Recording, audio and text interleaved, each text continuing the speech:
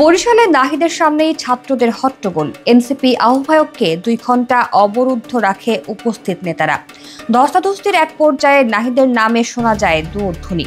বিদ্যমান পক্ষগুলোর মধ্যে হাতাহাতি ধাক্কাধাক্কি শুরু হলে শেষ পর্যন্ত আইনশৃঙ্খলা বাহিনীর সহায়তায় কোনো রকমে বেরিয়ে আসতে হয় তাকে। কিন্তু ঠিক কী কারণে ঘটেছে এমন ঘটনা? প্রত্যক্ষদর্শীরা জানান, ইফতারের পর বৈষম্য বিরোধী ছাত্র আন্দোলনের জেলা ও মহানগর কমিটির সঙ্গে মতবিনিময়ে বসেন নাহিদ ইসলাম। এ সময় বৈষম্য বিরোধী ছাত্র আন্দোলন বরিশাল মহানগরের আহ্বায়ক শহীদুল ইসলাম শাহেদ এবং জেলা কমিটির সদস্য সচিব SM ওয়াহিদুল রহমানের বিরুদ্ধে স্বেচ্ছাচারিতার অভিযোগ তোলেন সাধারণ কর্মীরা। এ নিয়ে 3 ভাগে বিভক্ত হয়ে পড়ে মত বিনিময়ের বৈঠক। শুরু হয় তর্ক বিতর্ক। এক পর্যায়ে তা হাতাহাতিতে রূপ নেয়।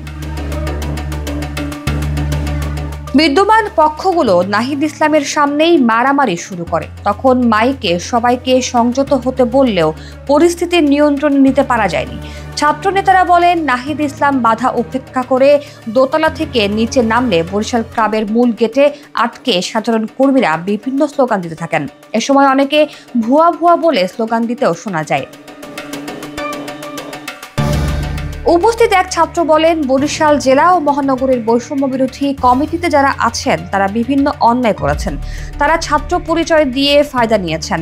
আমরা আজকে তাদের নৈরাজ্য দলীয় প্রধানের কাছে তুলে ধরতে চেয়েছি দেখে আমাদের বাধা দেওয়া হয়েছে। আমরাও গেট আটকে দাবি জানিয়েছি। আমাদের কথা শুনতে হবে নাহিদ ভাইকে।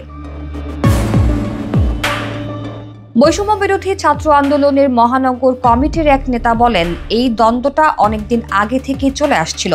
বৈষম্য বিরোধীদের যে গ্রুপ মেসেঞ্জার বা হোয়াটসঅ্যাপে আছে, সেখানে আমরা প্রতিবাদ জানালে আমাদের সেখান থেকে বের করে দেন। আমাদের বিভিন্নভাবে দমিয়ে রাখার চেষ্টা করা হয়েছে।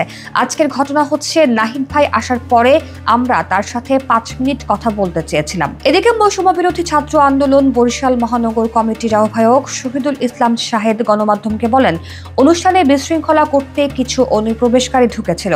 তারা পরিকল্পিতভাবে নাহিদ ইসলামকে অপমান করেছে। এর প্রতিবাদে আমরা নগরীতে বিক্ষোভ করেছি।